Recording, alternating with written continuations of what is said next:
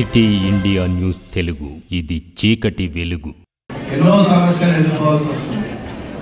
సామాజిక పరంగా అన్ని చోట్ల అన్ని రకమైన డిస్క్రిమినేషన్స్ ఉన్నాయి. అదే వర్క్ ప్లేస్ కానీ ఫ్యామిలీ నుంచే డిస్క్రిమినేషన్ స్టార్ట్ అవుతుంది. సో ఏజెడ్ హాస్పిటల్లో చిన్న జరిగిన ఒక రంగోలీ కాంపిటీషన్ నేను ఒక కొటేషన్ చూసాను, that women rights are human rights.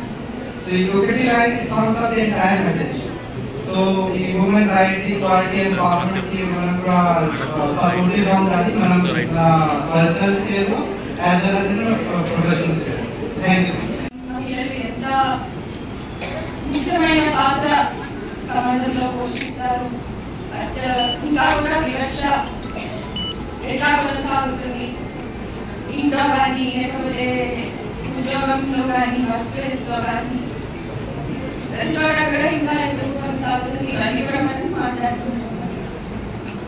మన దేశమే చూస్తే ప్రతి 1000 మంది వేగం పెంచడం, దేంట్లో వేగం పెంచాలి, మహిళా హక్కులు, సమానత్వం, ఈక్వాలిటీ అండ్ సాధికారత, వీటన్నింటిలో కూడా మనం వేగం పెంచాల్సిన అవసరం ఉంది.